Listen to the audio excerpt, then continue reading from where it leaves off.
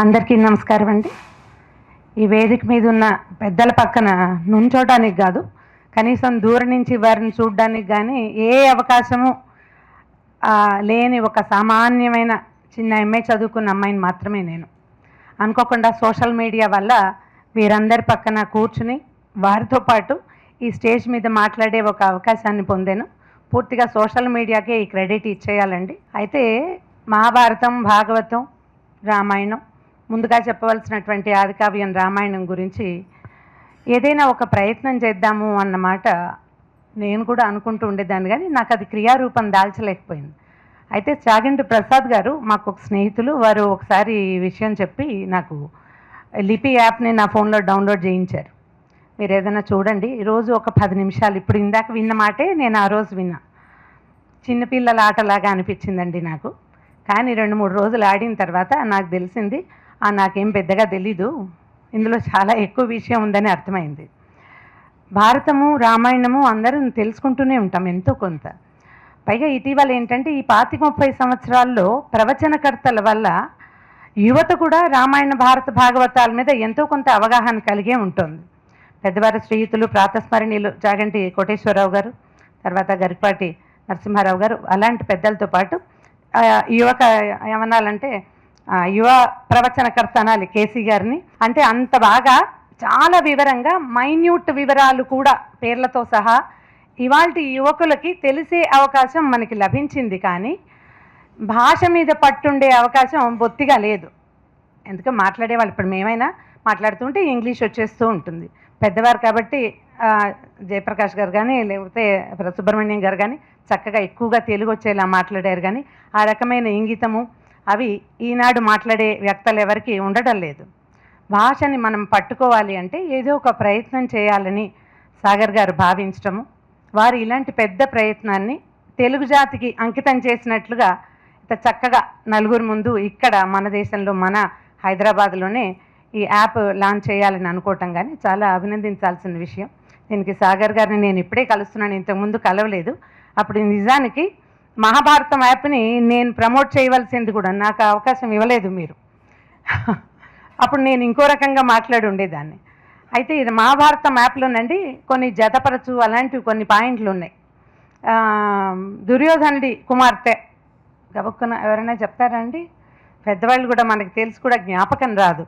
దుర్యోధనుడి భార్య, మహాభారతం తెలుసు మనకి, కానీ దుర్యోధనుడి భార్య అంటే దుర్యోధనుడే గుర్తొస్తాడు, గాంధారి సూతుడు కాబట్టి. భానుమతి గారు, అదిగో పెద్దవారికి తెలుస్తుంది, యంగ్స్టర్స్కి తెలిసే అవకాశం లేదు. ఇంకొక పాయింట్ ఉందండి ఇక్కడ, తెలియడం కాదు మనకి తెలిసి కూడా. ఇప్పుడు నాకు తెలుసు, నాకు వెంటనే జ్ఞాపకం రాల. ఈ జ్ఞాపకం రాకపోవటం అనేది ప్రధానమైన విషయం. మనం అందరం బ్రెయిన్ ఫాగ్లో పడి కొట్టుకుపోతున్నాం. మన మెదళ్ళని అదే 2% కాదు ఇంకా తక్కువ, ఒక చుక్క పెట్టి 10 సున్నాలు పెట్టి ఆ తర్వాత 2 పెడితే ఎంత వాడచ్చో అంతే వాడుతున్నాం మనం. ఎందుకంటే ఈ బ్లూ లైట్స్కి ఎక్కువ అట్రాక్ట్, ఈ టీవీకి, ఫోన్కి ఎక్కువగా వాటిలలో ఉండటం వల్ల ఏంటంటే బ్రెయిన్ పనిచేయటం మానేస్తుంది. మన చిన్నప్పుడు పదకేళి, పద విన్యాసం అలాంటివి బాగా వచ్చేవి, ఏవో చేస్తూ ఉండేవాళ్ళం, కొంచెం బ్రెయిన్ యాక్టివ్గా ఉండేది. స్కూళ్ళల్లో కూడా ప్రశ్నలు ఉండేవి. ఇప్పుడు అలాంటివి ఏం లేవు. లేకపోవడంతో ఏంటంటే బ్రెయిన్ వాడడం మానేస్తాం. దానివల్లే మనకు వచ్చేటువంటి ఆల్జైమర్స్, డిమెన్షియా లాంటి సమస్యలు ఎక్కువగా 40 years 40 ఏళ్లకే వచ్చేస్తాయి. ఇప్పుడు ఆడవాళ్ళు ఏం చెప్తారంటే మేనోపాజ్ వల్ల డిమెన్షియా రావచ్చు అని ఒక డాక్టర్ గారు చెప్తే ఇక అదే పాయింట్ చెప్తున్నారనమాట. నాకు కూడా కొంచెం డిమెన్షియా, అన్నిటికీ నేను మర్చిపోతున్నానంటారు, నాకు డిమెన్షియా వచ్చే అవకాశం ఉంది. ఎందుకంటే 40 ఏళ్ళు వచ్చినాయి, మేనోపాజ్ వస్తుంది, అది సహజమైన విషయాలు కదా. అయితే మనం గనక ఇలాంటి యాప్ ఏదైనా ఒకటి వాడుతూ ఉంటే దాంట్లోంచి బయటకు వస్తాం. ఒక 15 రోజుల పాటు మహాభారతం లిపి యాప్ని వాడాక నాలో చేంజ్ నాకు చాలా కనపడిందండి.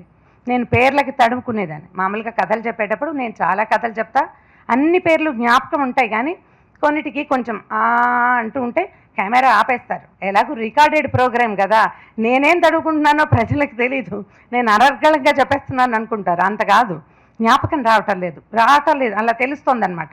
కానీ యాప్ వాడడం మొదలుపెట్టిన తర్వాత, అంటే లిపి గేమింగ్, నేను మహాభారతం ఒక్క కథ కూడా చదవలేదండి, నన్ను క్షమించాలి పెద్దవారు. ఎందుకంటే నేను ఇదే చేస్తూ వచ్చా, రోజు జతపరచడము, అవి ఇవి కూడుతూ ఉండటము, అక్కడి నుంచి పదకేళి ఒక అక్షరం ఇచ్చి మిగిలిన అక్షరాలని జతపరచడం, కొత్త పదాలు తయారు చేయటం, అది చాలా ఉపయోగపడింది. ఒక 15 రోజుల తర్వాత నేను తడుకోవట్లేదని నాకు అర్థమైంది. అంటే నా బ్రెయిన్ యాక్టివ్ కావడానికి లిపి యాప్ చాలా సహాయం చేసింది. ఇప్పుడు నాకు ఒక్కదానికే చేస్తే ఎట్లా అని నేను ఒక 5-6 స్నేహితులను కూడా ఇందులోకి దింపాను నేను. తర్వాత మీరెంత చేశారు, నేను ఎంత చేశాను, ఏం చేశారు అని మాట్లాడుకోవటం కూడా మొదలుపెట్టాం. ఇది కూడా బాగానే ఉంది. కిట్టి పార్టీలో పిచ్చి సంగతులు చెప్పుకునే బదులు కొంచెం చక్కగా ఇవి మాట్లాడుకోవచ్చు కదా. నేను ఒక 5-6 స్టూడెంట్స్ని కూడా దీంట్లో ఇన్వాల్వ్ చేశాను. అది కూడా బాగా వెళ్ళింది.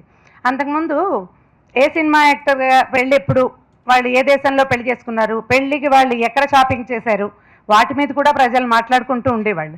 ఈ మాటలు తగ్గించాలి, మహాభారతం మీద లేదా రామాయణం మీద మాట్లాడించాలంటే ఇలాంటి మరిన్ని ప్రయత్నాలు పుష్కలంగా జరిగితే అప్పుడు ప్రజల్లో ఈ అనవసరమైన అంటే సమాచారం కొంత కావాలనుకోండి, మరీ చెత్త అన్న కానీ అనవసరమైంది వాళ్ళెవరిదో మనకెందుకు, మన సంగతి మనకు తెలియాలి కదా.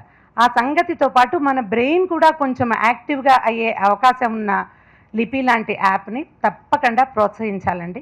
మా తాతగారు వావిళ్ళు వారు మొట్టమొదట తెలుగులో ప్రింట్ చేసిన రామాయణం ప్రతులు మా ఇంటికి వచ్చినాయండి 74లో. వస్తే ఆ పుస్తకాలన్నింటినీ ప్రూఫ్ రీడింగ్ చేశారు. వావిళ్ళు ప్రెస్ అప్పుడు మద్రాసులో ఉండేది. అక్కడి నుంచి ట్రైన్లో పంపించారు ఆ పుస్తకాలన్నీ. అవి ఎంత ఉండేవి, A4 సైజు పేపరు, ఇంతలా ఆ పుస్తకం ఎర్రటి కాలికో బైండింగ్ అలా ఉండేదన్నమాట. 74 అంటే నాకు ఒక 4-5 సంవత్సరాల వయసు ఉందంతే. తాతగారు ఆ పుస్తకాలన్నీ ప్రూఫ్ రీడింగ్ చేసి వెనక్కి పంపించారు, బంగీ కట్టి రైల్లోనే పంపారు. మళ్ళీ ఒక ఇంచుమించు సంవత్సరం 14 నెలల తర్వాత కొత్తగా ప్రింట్ చేసిన పుస్తకాలని, ఆ పాత పుస్తకాలని కూడా మళ్ళీ వెనక్కి పంపించారు. ఆ పుస్తకాలు చదువుతుండేవారు. తాతగారు రోజు రామాయణం చదివేవారు. అంచేత చిన్నతనం నుంచి మా జీవితాల్లోకి రామాయణం వచ్చేసింది. మేము ఏదో ఒక శ్లోకాన్ని తప్పకుండా చదువుకోవటం, ఎక్కడికైనా వెళ్ళేటప్పుడు జయమంత్రం చదువుకోవాలి, ఇందులో రాముడు చెప్పిన శ్లోకాలు కొన్ని చెప్పాలి, లక్ష్మణుడి కోసం అన్న శ్లోకాలు చెప్పాలి, అలా చిన్నప్పటి నుంచి అలవాటు చేశారు. తర్వాత మళ్ళీ 70s 80sలో జయలక్ష్మి పబ్లికేషన్స్ వాళ్ళు రామాయణాన్ని ప్రింట్ చేసినప్పుడు మా తాతగారు నచేత్ వాల్మీకి భవిష్యత్ అని ఒక రైటప్ రాసి ఇచ్చారు. ఒకవేళ వాల్మీకి కనుక లేకపోయి ఉంటే రామాయణం ఎక్కడిది అని, సంస్కృతంలోనే. వారు సంస్కృత పండితులు అవ్వటం వల్ల ఆ శ్లోకాలు ఇప్పటికీ కూడా ఈ బాలకాండ ప్రతిలో మొట్టమొదటి ముందు కనపడతాయి. STG వరదాచార్యులు గారని తాతగారి పేరు కూడా కనపడుతుంది. ఈ నచేత్ వాల్మీకి భవిష్యత్ అనే రైటప్ ఏంటంటే, వాల్మీకి కనుక లేకపోతే రాముడు ఎక్కడుండేవాడు, రాముడు మనకి తెలిసేవాడా, వాల్మీకి ఉండటం వల్లే కదా మనకి రాముడు తెలిసాడు. నువ్వెంత ప్రఖ్యాతుడివో నీ కథానాయకుడు నీకంటే ఎక్కువ ప్రఖ్యాతుడు. సాధారణంగా రచయితల పేర్ల కంటే వాళ్ళ కథానాయకుల పేర్లు ఎక్కువ ప్రఖ్యాతిని పొందుతాయి. ఇప్పుడు చూడండి, ఇటీవల ఎద్దనపూడి సులోచనారాయణ గారి కంటే ఆవిడ రాజశేఖరం అందరికీ బాగా తెలుసు.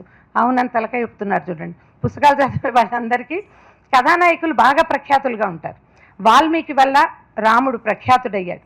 మన జీవితాల్లో నుంచి 2 యుగాల ముందున్న రాముడు ఇప్పటికీ మనతో పాటు నడుస్తూనే ఉన్నాడు. ఏ మంచి మాట చెప్పాలన్నా రాముడు మంచి బాలుడు అనాలి. అలాంటి రామాయణాన్ని తేలికగా చిన్న పదాలతో, చిన్న చిన్న కథలతో అన్ని పాత్రల్ని పరిచయం చేస్తూ ఇలా యాప్ ద్వారా మనం ఈనాటి పిల్లలకి, యువతరానికి అందించగలగటం నిజంగా చాలా అదృష్టం అండి. ఇలాంటి అద్భుతమైన క్రియని విత్ ఏమనాలంటే బ్రెయిన్ని కొంచెం ముందుకు తీసుకెళ్లే ఒక ప్రక్రియని కూడా జోడించి ప్రజలకు అందించే ప్రయత్నం చేసిన సాగర్ అనసింగరాజు గారికి అనేక అభినందనలు. ఇలా పెద్దవారి సమక్షంలో నోటుకొచ్చిన 2 మాటలు మాట్లాడే అవకాశం ఇచ్చినందుకు వారికి అనేక కృతజ్ఞతలు. వారికి నన్ను పరిచయం చేసిన చాగంటి ప్రసాద్ గారికి, వారి శ్రీమతి నా శిష్యురాలు చాగంటి రోహిణి గారికి, ఇద్దరికీ కూడా చాలా కృతజ్ఞతలు. Thank you very much.